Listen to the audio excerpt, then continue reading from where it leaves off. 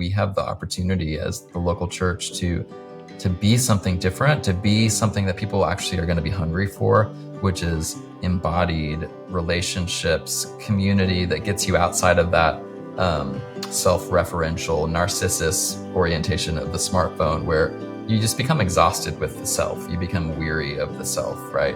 And a church takes you outside of yourself. Your attention, your gaze goes to God, to the vertical, to horizontal, to the brothers and sisters you're with who are very different from you, who are not what the algorithm would pick for you necessarily.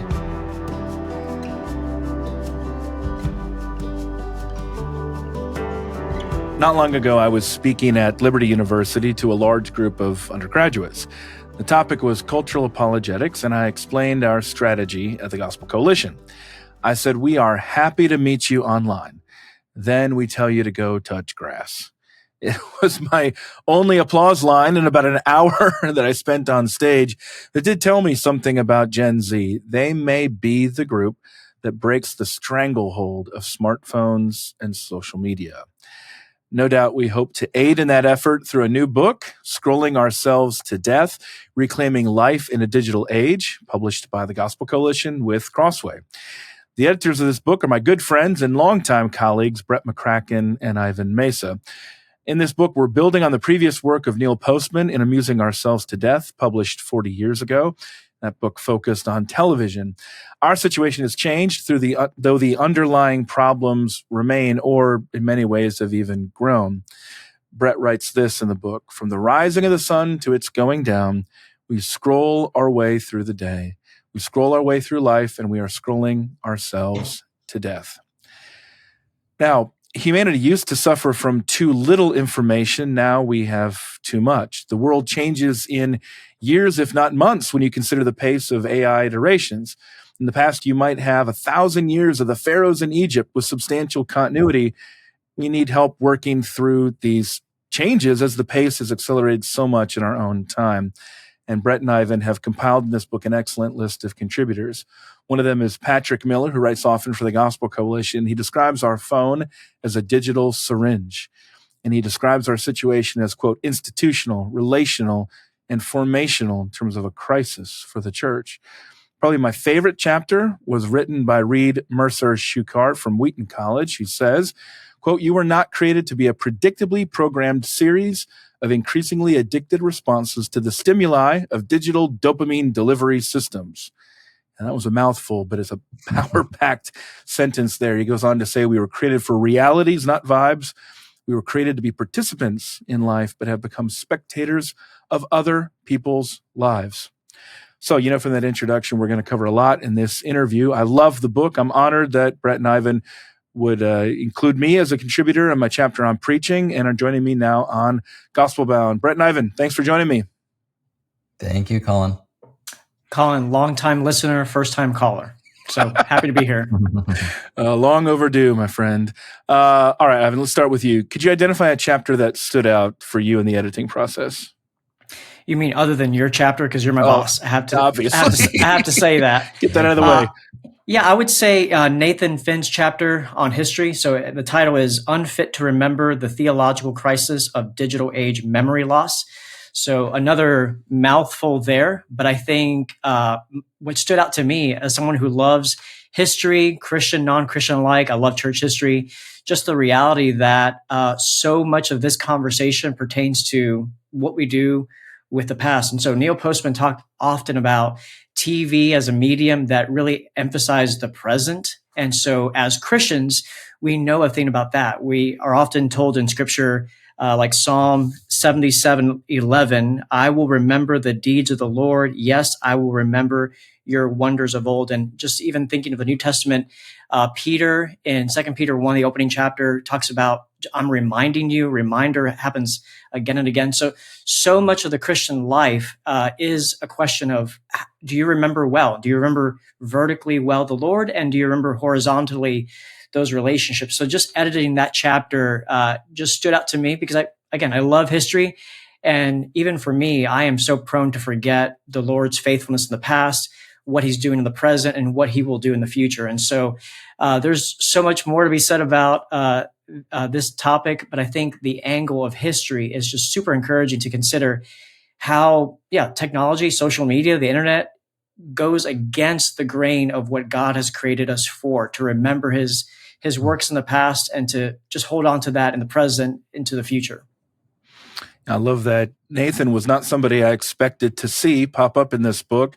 He's one of my favorite writers, and he can cover so many different topics, but it was really pleasing to see him appear in the book. And Ivan, you're also adding to the long list of PhD holders in history who have joined this podcast as well. We definitely have a type around here. But Brett, let's turn to you now. What chapter stood out to you in the editing? I would probably say the one that you mentioned in your intro, Collin, by Reed Mercer Schuchart, who's a professor of communication at Wheaton, but he has a unique qualification to contribute to this book because he knew Neil Postman. He studied with Postman at NYU. So it was cool to kind of secure him as a contributor with that personal connection.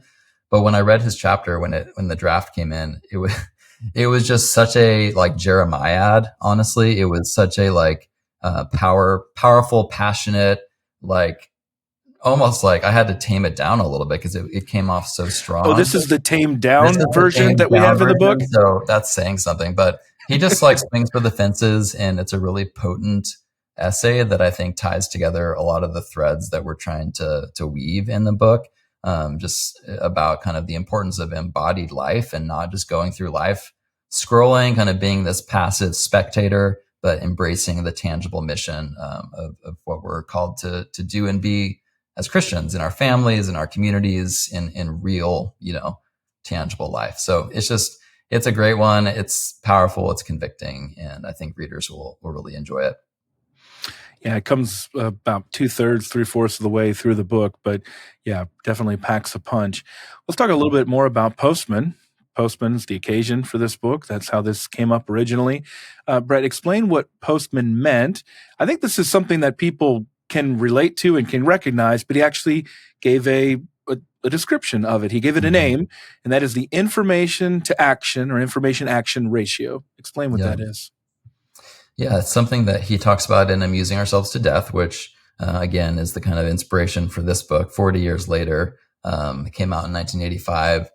And it's just one of those things that I feel like has gotten more relevant as the years have gone on. And in the internet age, what he was talking about is just, we all just feel this. And essentially it's the idea that, humans are created to have a pretty even ratio of information that comes into your brain and action that you can then take as a result, right? So for most of human history, people only knew about things that happened locally in their village, in their family, maybe, in the few circles out from their village, they would hear news.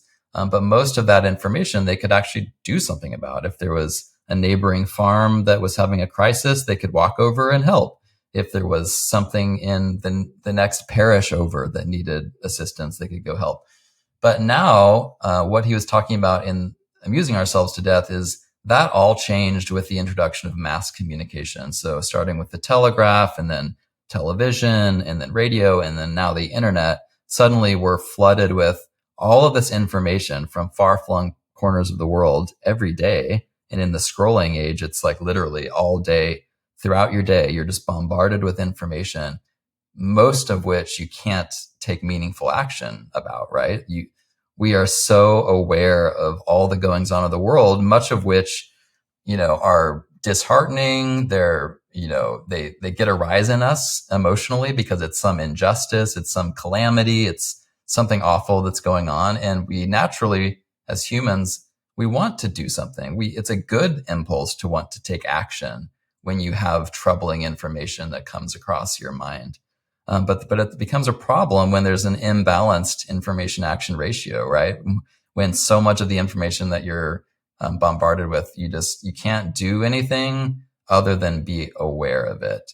And so that's what I talk about in my chapter in the book, which is all about the information action ratio. I really think, honestly, I think it's part of the mental health crisis that we're facing in the digital age. It's because we weren't meant to bear this mental burden of unactionable information, which is so much of our lives is just like all this information that we're really just aware of and we get emotional about and angry about, but we can't tangibly act in most cases. And that's a problem. That's not how humans were created to be.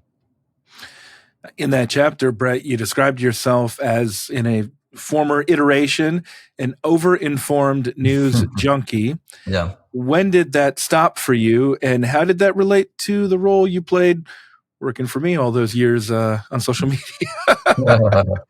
Yes. Confession time. I know, confession time. Yeah, I was an over-informed news junkie in part by necessity, because as fate would have it, I've worked as a social media manager now for two organizations, Biola University first, and then the Gospel Coalition. And you kind of have to be, unfortunately, very aware of everything that's going on. I would say the shift for me happened probably 2017-ish, when I was first starting to think about the Wisdom Pyramid, which was a book that I wrote. But that concept of like, wait a second, we're more informed than ever before, but we're less wise. And why is that? And what can we do to change our intakes to be kind of healthier and to have a better grasp on truth in this kind of overstimulated world?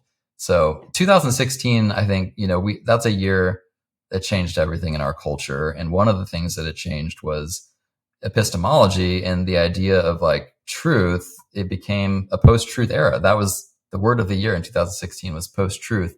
And I think that was the moment where the information flood became more of a liability than an asset. And if you look back to COVID, which happened a few years after that, 2020, I feel like that was the nail in the coffin. Like that was when collectively as a society, we realized that actually being over-informed is bad for us. If in April of 2020, you were an over-informed news junkie, looking back now, I think we can all say you were worse for that, right? 100% of the information that you were getting was flawed, faulty, insufficient. It was politically motivated. And so I think COVID and the pandemic really accelerated our distrust of information and media. And so now and I don't think I'm alone in this, I feel like being highly attuned to the news and being kind of a junkie of what's happening now is worse for my overall kind of grasp on reality than it would be if I had much less intake of that. So that's the shift. You guys know my chapter. I look back on my senior year of high school in 1999, and then fast forward about 25 years to today to just see all the differences. And as an aspiring journalist back in 1999, I would have thought about watching television news and reading newspapers and reading weekly magazines and monthly magazines and things like that would have been an important part of my job, and it would have made me a well-informed, good citizen to contribute to my neighbors and my culture. If I heard of somebody today who spent all their time watching TV news and listening to news and reading all that stuff, I would probably see it as a sign of unhealth today, and even a likelihood of their not having a good grasp of our world and our situation. And I know you guys, we've talked about this many times, but in some part, this podcast is overhearing a lot of the conversations that we have on our staff as editors. I remember Joe Carter, one of our other longtime colleagues, talking about this with me at one point, about just laughing about conspiracy theories and things like that. And we started thinking about all these different conspiracy theories that had turned out to be true. And this was in that post-truth era. And we started thinking, I don't really know what to think about these things anymore. And I'm not really sure where to go. That is a scary thing, but social media has contributed to that. It's accelerated that, and it's not doing much, certainly right now, to be able to mitigate that. Ivan, like Brett, worked on EGC's social media for years. How did that experience shape and ultimately change you? So it seems like this is like a confession time for all of us. I think Brett and I, over the years in trading back and forth social media, we would talk about it being like the Lord of the Rings, ring of power that we held, and it had a corrosive effect we were on Sam all of and us. Frodo. I don't know which one was which. Which one? Yeah. I'll be Samwise, who picked you up. So I think, yeah, over time I saw the effects of that, just professionally speaking, that it was just not good for my soul. And so thankfully that's not me these days at TGC. Somebody else has to carry that ring. But I think even as the two of you are talking, I can recall, 15, 20 years ago, just having the temptation or the desire to consume everything, like whether it was just intellectual curiosity or equating spirituality with knowing things, or just that human temptation to just want to be um, omniscient, basically wanting to be like God. And I remember even in seminary, just the desire to read every single academic journal, not read word by word, but just be aware of every conversation that was happening, everything that was published, um, see every tweet, read every book. And to this day, there's a part of me that has that same temptation to just be in the know and read everything. Just part of that is, I'm sure, just normal common grace, curiosity, the way the Lord has wired me. But I think there's a temptation that all of us have to, yeah, a vain desire to be aware of everything. And what ends up happening is that it really robs us of what the Lord has called us to in our individual churches and families and relationships, to be present to those who know and love us. And so I think there's subtle temptations that are there that, yes, it is good to know certain things, but sometimes that's not good for your spiritual health. And Collin, you and we've gone back and forth on this over the years, right? I mean, we talked about just even from the journalistic angle, like you have to read every single thing because this makes an informed citizenry in this country. And I think over the last maybe 5 years, I've been disabused of that idea that knowledge equals wisdom or actionable information that makes me a better fill in the blank, whatever it might be. Yeah. Yeah, and so one of the things that we've done at TGC to work against this and to push back this, we talk about this all the time in our training and our ongoing development. We talk about the relationship between books and people, especially old books. We have a pretty intense reading culture among our staff. We're still editors. We're writing books. We're reading books, things like that. So it's not about reading per se, but it's really about the effects of social media and smartphone and what they do, not just the time that they take up, but also the way that they deform you and your ability to read and retain information. Of course, one of the most famous contributors on that front is Nicholas Carr, who did an interview earlier this year along similar lines.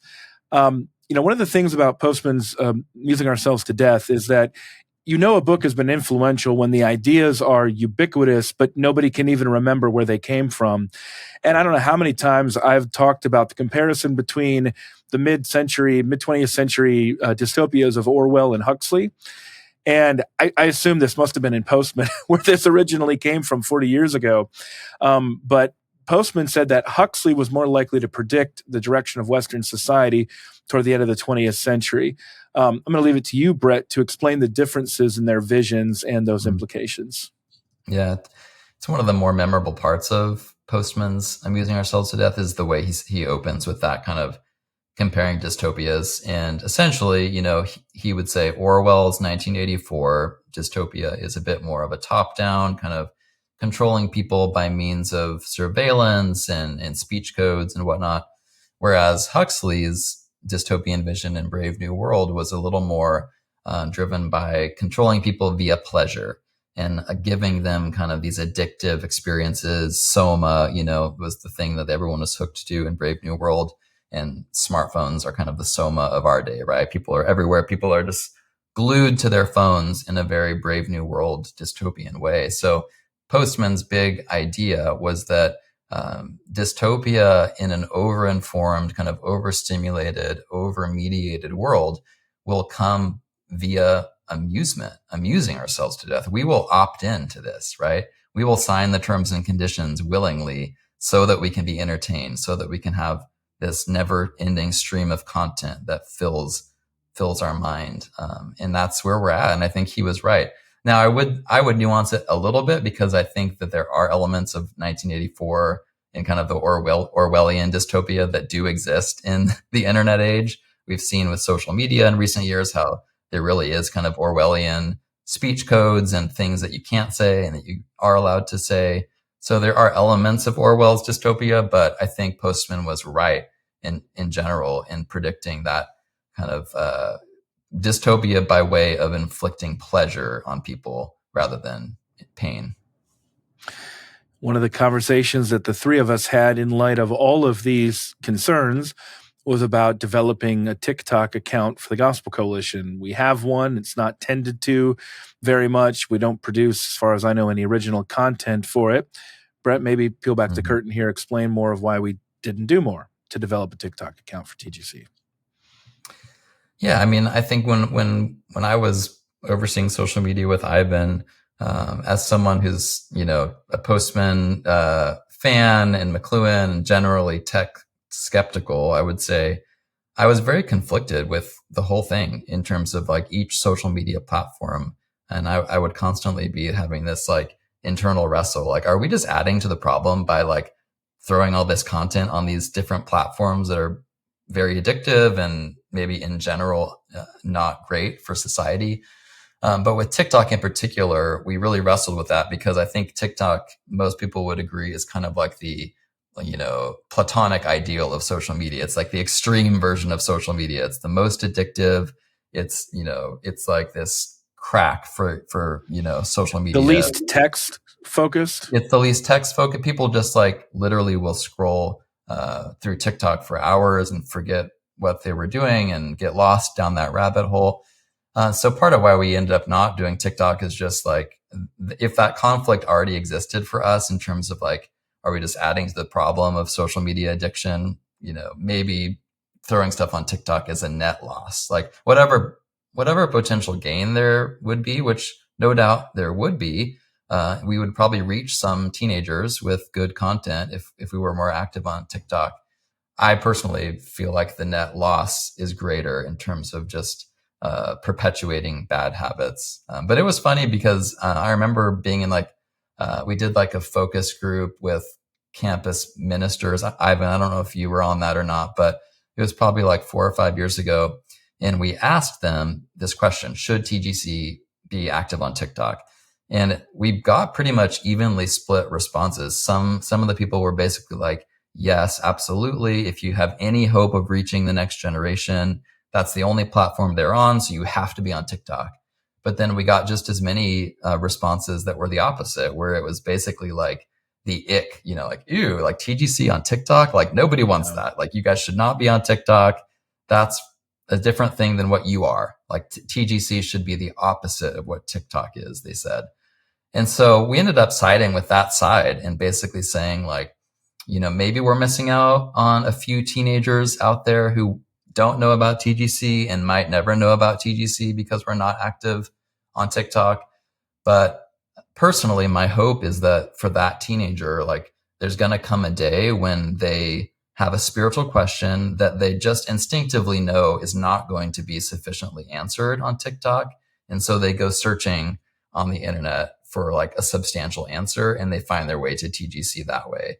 So I'd rather us kind of err on the side of providing a substantial answer to a question rather than trying to adapt it to the medium of TikTok, which I don't think generally is conducive to the, meaty kind of substantive ideas that we're going for. So yeah, long answer, but it was a big wrestle for several years. Should we be on TikTok? Should we not be on TikTok? So, yeah. Yeah. And I got the feedback as well from a group at Covenant College. This was 3-4 years ago, something like that. And I was wrestling just with you guys and all this stuff. I brought this up to them. And the students very instinctively said no. I couldn't understand why, because of the reasons that you mentioned of the first group. If you're going to reach Gen Z, you have to be on TikTok. That's maybe not even just their first platform, but their only platform that they hang out on. And it's obviously so powerful that you have a Congress that passed a law banning TikTok and nobody has the will to enforce it, right? Because it's so dominant, which is also interesting. I just saw recently that people who are influenced by TikTok were much more likely to vote for President Trump than they were for Harris in this last presidential election, which is also interesting in terms of upending people's expectations of social media and the expectations of those platforms. But when I was asking these students about it, their response was, it just won't work for you guys. I pushed them hard. It's like, I don't understand what you mean. All these people are doing deconstruction on TikTok. Why can't I do some evangelism, apologetics? They said the medium won't allow it. Not only the algorithm, but there's a sense that if you're trying to push something, evangelism was going to come across as a sales pitch. And I said, well, wait a minute. All these deconstructionists are making tons of money. They're like, yeah. But essentially, there's an anti-institutional, anti-historical bias that's just built into the whole thing. And that went into our decision-making process there as well. Now, on TikTok, you think about the actual name and what it means. Well, the clock itself is a big part of Postman's book. Ivan, you and I have discussed working on a book about technological artifacts and the way they shape culture, including theology and the church.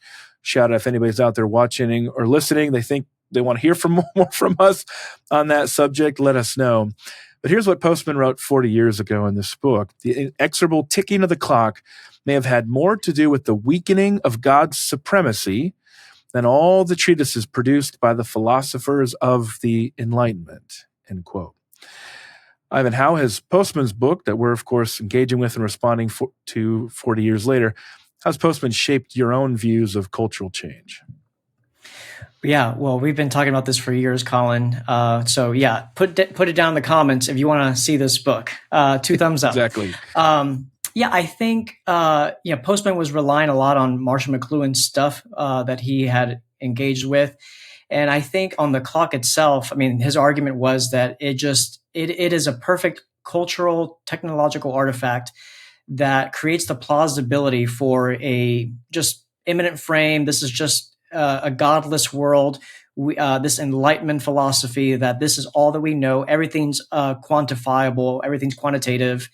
And so it made God less plausible. So I'm sure people would disagree on or quibble with whether the clock itself is that. But I think a big emphasis for Postman and McLuhan is that technology is never neutral. It both brings positive and negative effects on society. And so, some of the conversations that you and I have had, Collin, over the years include, the chapter from Carl Trueman in the book that you edited years ago on Charles Taylor, how the advent of the vehicle created more plausibility for someone who was being church disciplined in one context to just pick up and go somewhere else.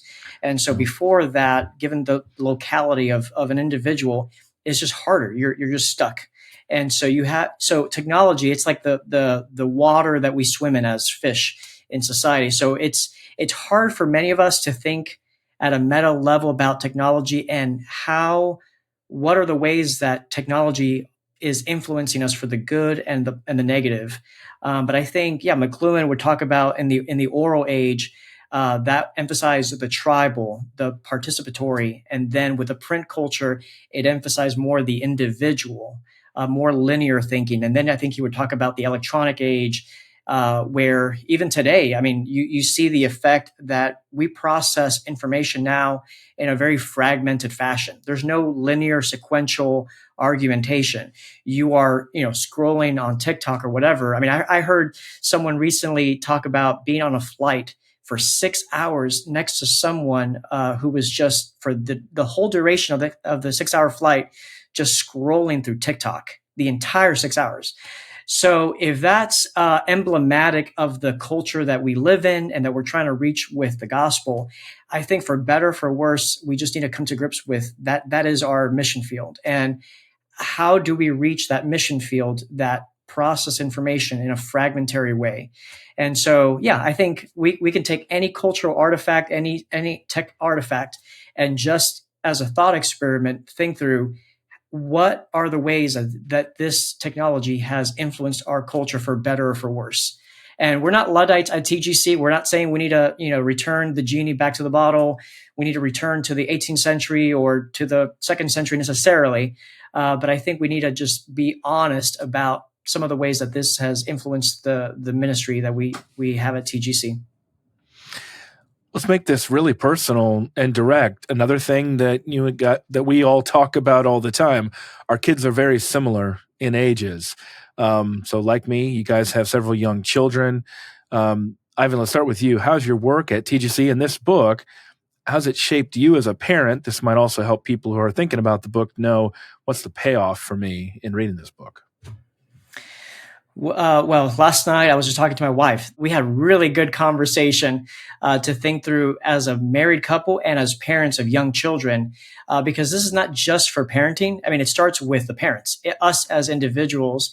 How do we allow technology, for better or for worse, to shape our view of the world, the world that God has made, the relationships we have? So I think this is good for married couples. I would also say, when you think about parenting, yeah, maybe a decade ago, Andy Crouch had this book, The Tech Wise Family. And I remember reading that book and immediately taking that TV and putting it in the basement of our house. His encouragement was to not have TVs until your children are in their double digits. And there's still part of me that is really sympathetic toward that perspective. I've kind of loosened up a little bit in my parenting over the years. We kind of carve out a few days a week where the children watch TV. But I think, just practically speaking, I mean, again, if technology and the algorithm and these social media companies, their whole profit incentive is to take and monetize our attention, then imagine what it's like for our our children, whether they be teenagers or young children with YouTube or whatever they're watching.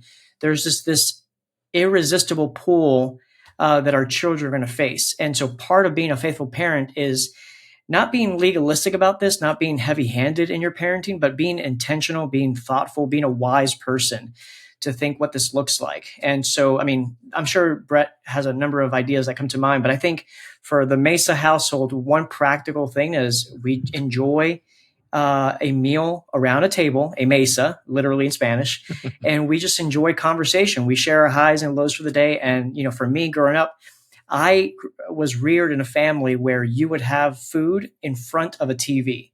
There was no conversation. It was just get the food, put it in the microwave, get it out, and just watch the evening news or Wheel of Fortune or Jeopardy or whatever TV show was on at that time, some Spanish soap operas.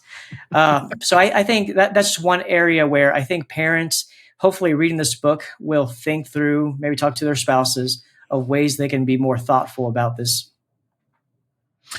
That's great, Ivan. Brett, of course, you mentioned the wisdom pyramid earlier. It's something you've been thinking about a lot. All of us have learned from Andy Crouch. The book was 2017, 8 years ago.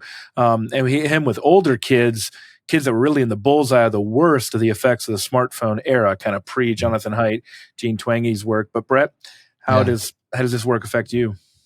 Yeah, I mean, I would say this book and Wisdom Pyramid were absolutely hugely motivated by me being a parent and just having a heart for this generation. The growing up in a screen saturated scrolling world, that wasn't my upbringing. You know, I'm an older millennial, and I fully kind of came of age before this generation, and the problems and the challenges that I had are similar, but also very different from what my kids and this kind of Gen Z, Gen Alpha will have. And so it's on my mind and heart just constantly, not only with my kids, but with, college students these days, teenagers. I really want to help them navigate this. And so, yeah, this book definitely is something parents will find helpful.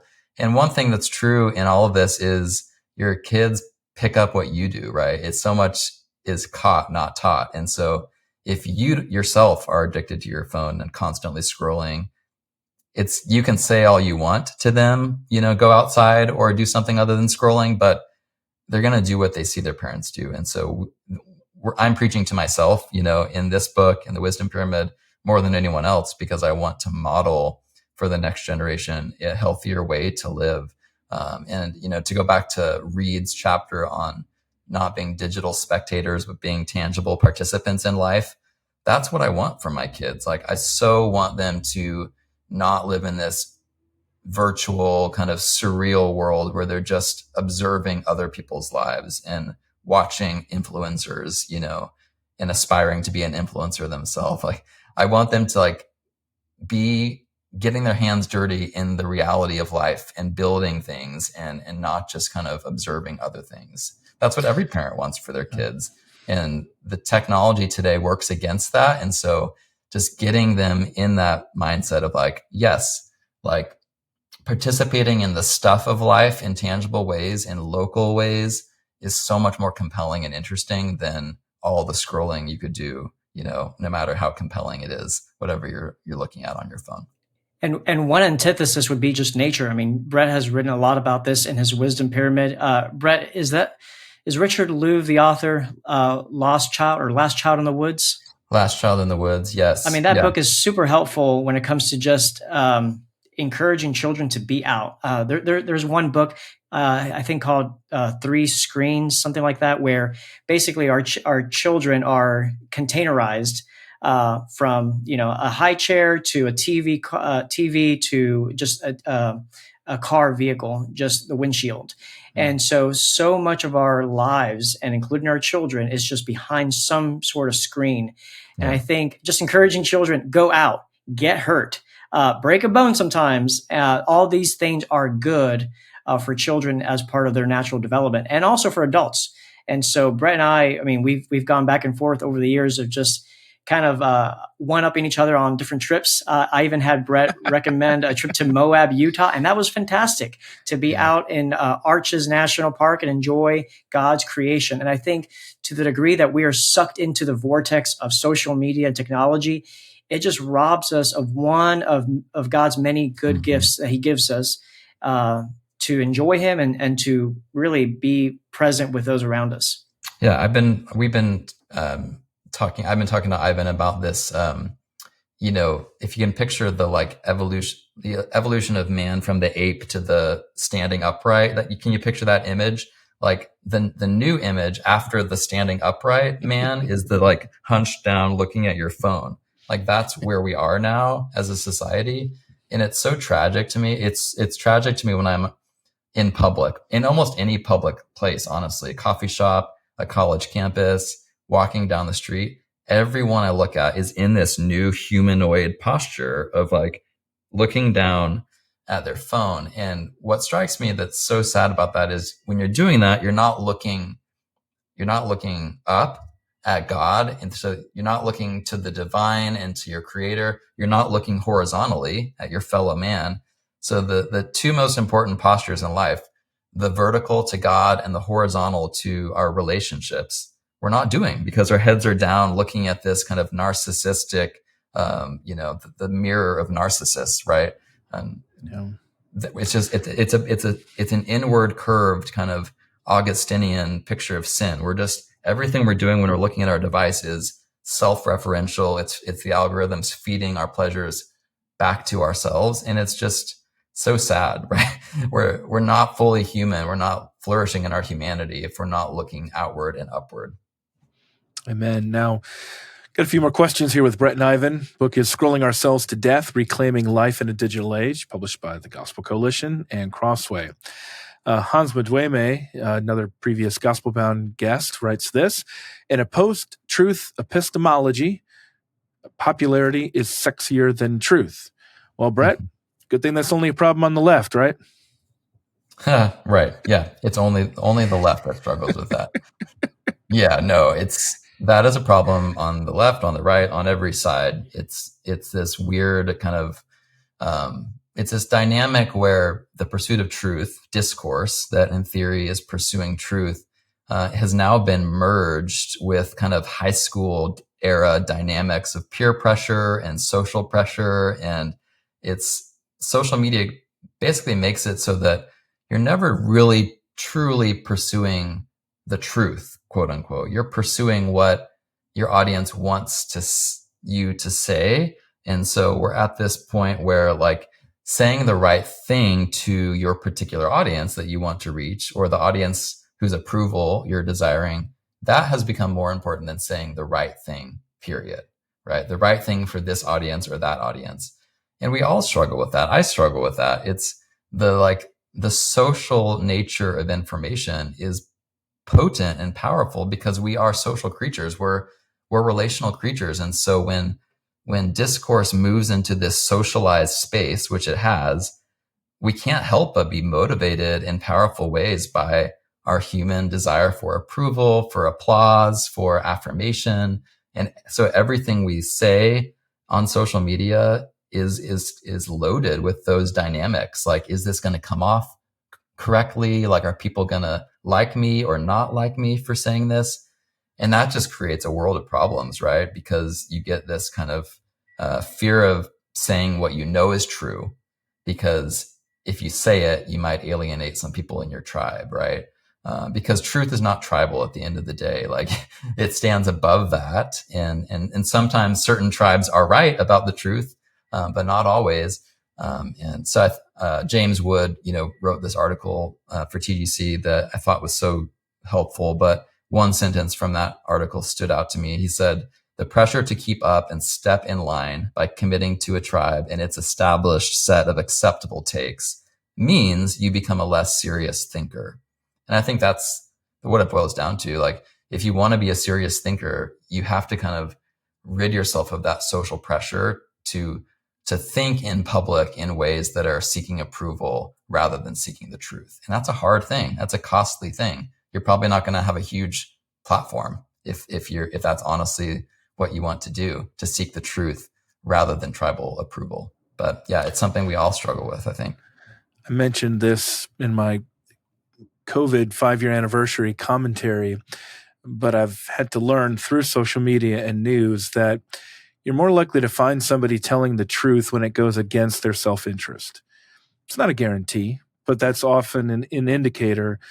And so I hope we're offering a model of that in this book and also in this conversation.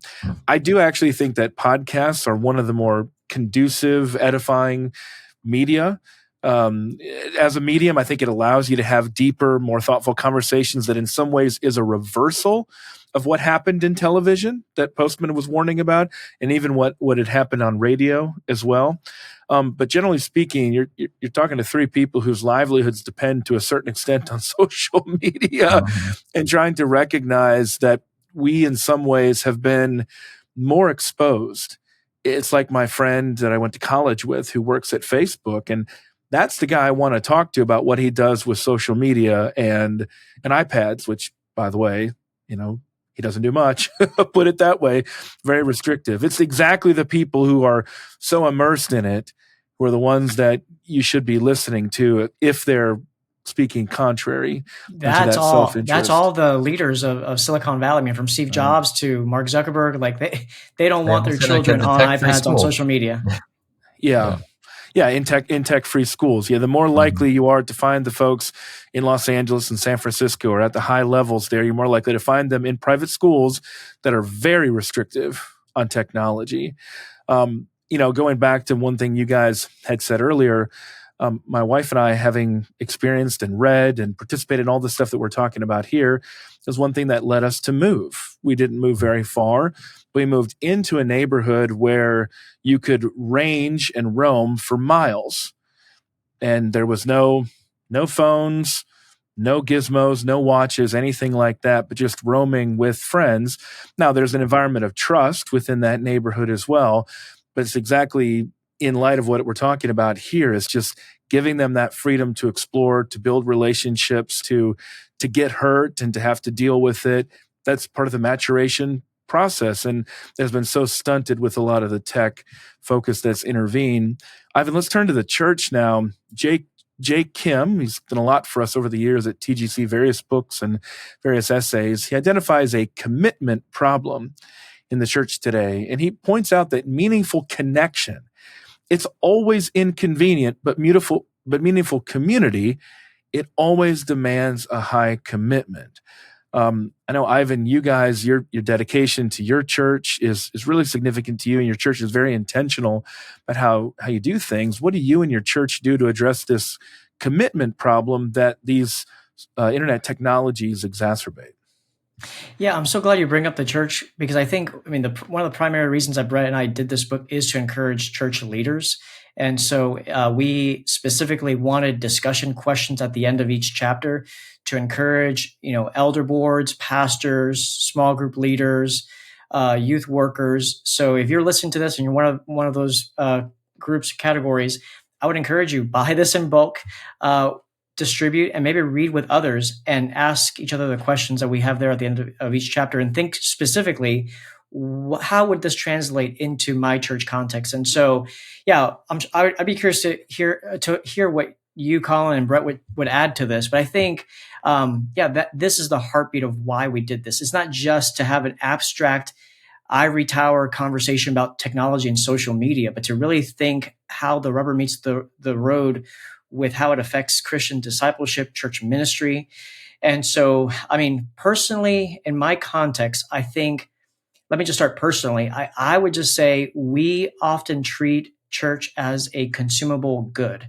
Brett has written so much about this with his book Uncomfortable. Collin, you wrote a whole book with Jonathan Lehman, Rediscover Church. And so I'm just here preaching to the choir. But I think is just the mindset shift of we need to be treating church not as in a consumeristic fashion, but coming to commit ourselves. And I think in our church context, that practically means we actually commit. We are a member of a church. Now, different churches might kind of skin that cat in different ways. What does membership look like? But just an understanding that we belong to this church. We're not church hopping. We're not indifferent. We're not dating the church. We are committed to one local assembly of believers. And not quite like marriage, but similar to marriage. We are covenanting with other believers. And one of the things I really love about my church is that in each of our members' meetings, we read aloud the church covenant. And it basically is rehearsing so many of the exhortations in the New Testament of watching over one another, forgiving one another, loving one another, serving each other, committing to the relief of the poor, and sending out missionaries to the nations. And so that is a good liturgical way that we remind ourselves individually and corporately of this commitment that I think you're asking about. So, yeah, I think there are just so many ways that if you're a church pastor, church leader, just in terms of even practically speaking, the liturgy of a service, you are coming together and rehearsing what God has done in Christ in the gospel. And so the very shape of the liturgy in a church setting communicates that we are here not based on common preferences, common tastes, common, socioeconomic interests or background, but we're committed to the Lord and to each other because of our common holding fast to the gospel, to Christ himself. And so I think those are just some practical ways at an individual level and a corporate level that we can just encourage that sort of commitment. That's really good, Ivan. Brett, I mean, again, similarly, all of us have been really involved lay leaders in our churches. How about you? Yeah, I mean, I think the subtitle of the book, Scrolling Ourselves to Death, is Reclaiming Life in a Digital Age. And I really think the church is a huge part of that, reclaiming life. And we have the opportunity as the local church to be something different, to be something that people actually are going to be hungry for, which is embodied relationships, community that gets you outside of that self-referential, narcissist orientation of the smartphone, where you just become exhausted with the self. You become weary of the self, right? And a church takes you outside of yourself. You go to church and it's not a lowercase I world anymore. It's God's world. Your attention, your gaze goes to God, to the vertical, to horizontal, to the brothers and sisters you're with who are very different from you, who are not what the algorithm would pick for you necessarily. And that's a beautiful thing. And I think the tangible, like embodied nature of the local church, which is what Jay Kim wrote about in his chapter, is going to become increasingly desirable and beautiful for people. I'm just in my own life. I go to a hyper local church. It's literally 2 blocks from me. So we walk to church. Several of our key leaders, elders live in my neighborhood, and I walk down to their church sometimes to just be prayed for if I'm having a hard time with something. That's something the internet can't offer me. The internet can't hug me and pray for me when I'm going through a hard time. Like tomorrow morning, one of the guys in my church who lives 2 blocks away is going to come over and watch our kids because Kira and I have to take an early flight. That's something the internet can't provide for me. Like the local church does, though, for me. And I go to church and it's this radically different experience than scrolling on my smartphone. And so there's a real countercultural, counterformational value to the church. And so I hope that, to Ivan's point, church leaders, church staffs will read this book together and really think creatively about not how we can throw away all our phones and be kind of Luddites, although the Amish do show up repeatedly in this Yeah, book. they do. So some chapters like legitimately just say the Amish are doing something right, which they are. But we're not arguing that technology as a whole is bad. It's just the church can be the leader in a culture that is increasingly sickly because of these dynamics. And we need to be the leaders. We need to be the ones offering refuge and better ways of living for these increasingly weary people in the scrolling age. So I hope church leaders take up that challenge, and I hope this book is a resource for them. And this book helps to clarify one of the misconceptions about the Amish. We associate the Amish with simply being anti-technology. That is not true.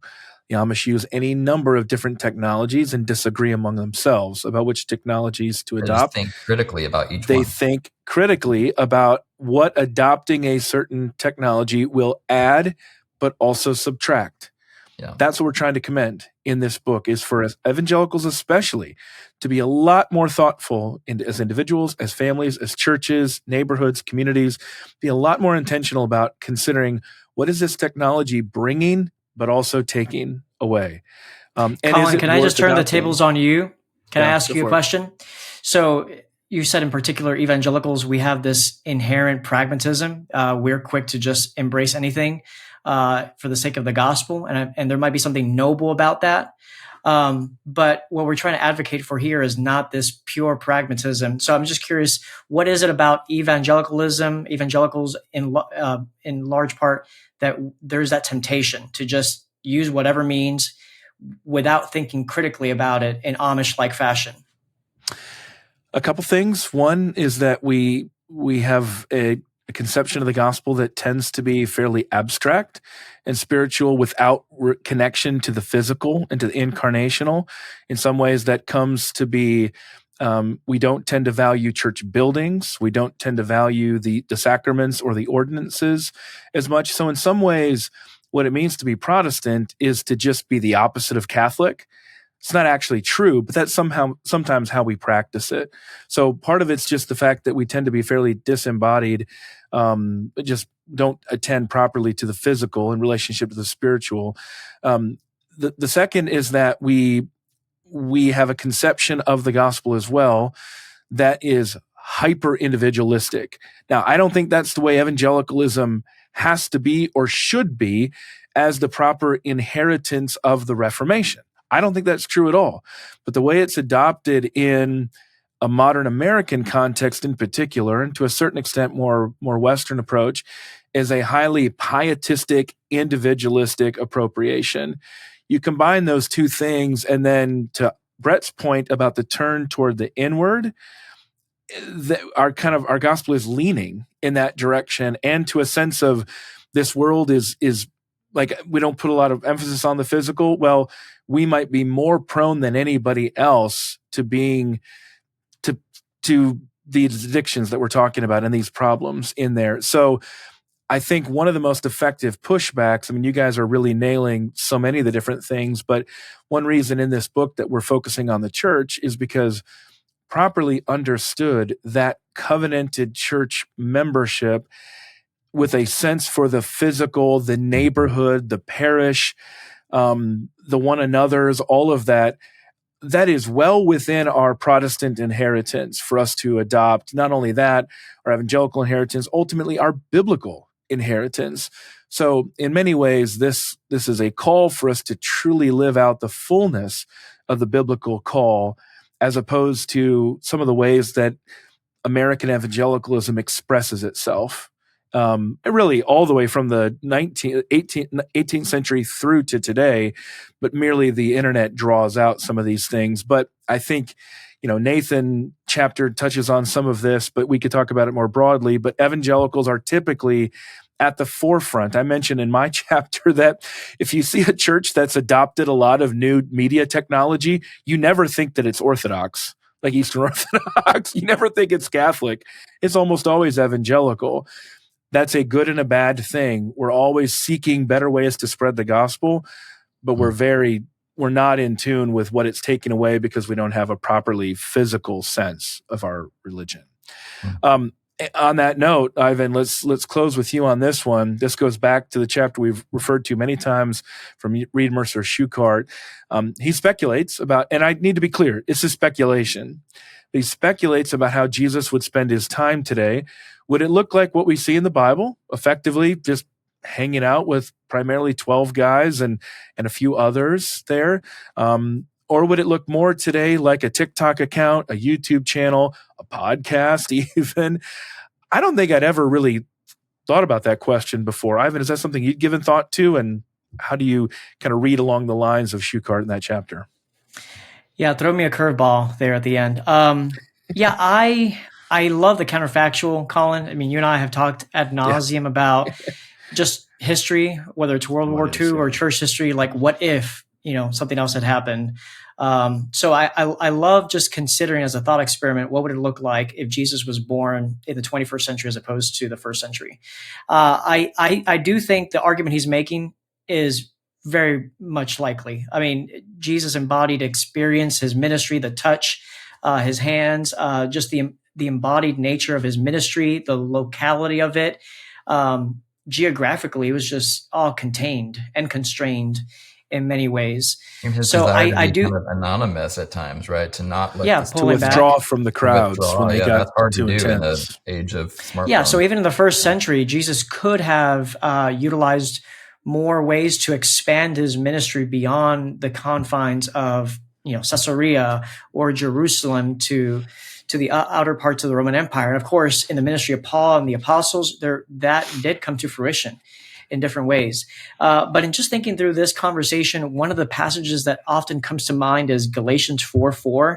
And there's this little phrase in Galatians 4:4 that it seems like in passing, but I think there's a lot there that pertains to this conversation. So Galatians 4:4, but when the fullness of time had come, God sent forth his son, born of a woman, born under the law, to redeem those who were under the law so that we might receive adoption as sons. And the phrase, when the fullness of time had come, I think it's just so crucial. And this is the part where in my own imagination, it boggles it and it overwhelms it sometimes when you think of the sovereignty of God, the providential care of God from creation to the fall, to the calling of Abraham, to Moses and David and Israel and all of that we know from Scripture, but that Christ would come in a certain time frame in the first century with the Roman Empire and a shared culture and shared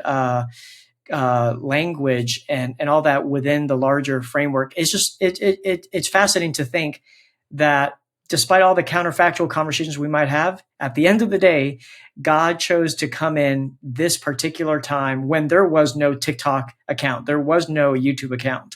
And so, yeah, I think different Christians might go in different directions. I'd be curious to know what you all think.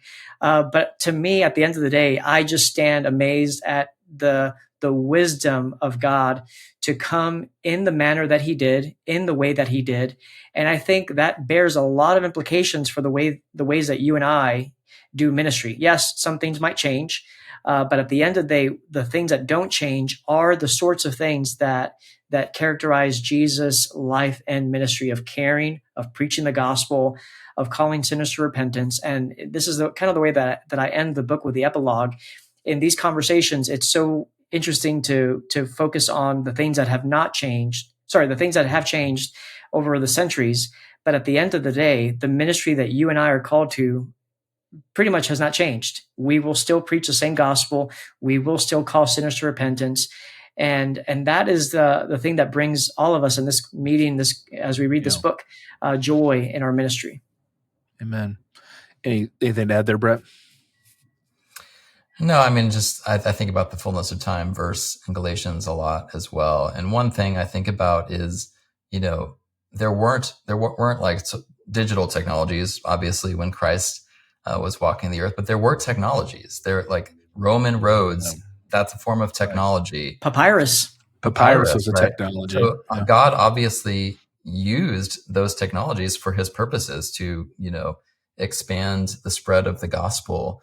And so in every era of history, there's technologies. And I believe God uses and works through, almost all of them, right? Like even TikTok, we've been knocking TikTok, but I'm sure there's people he's reached through TikTok, and so we're not. It's not our prerogative to say how God or whether he can use technologies. It's for us to just think carefully about how we use it and how we form community to use or not use certain technologies, using the best wisdom we have right at our disposal to make those decisions. But in God's sovereignty, he certainly uses technologies in certain eras of history. As a history major in college, I love history. I think it's absolutely fascinating to look back and see how he used certain new technologies in powerful ways. The printing press, the Reformation, is another one.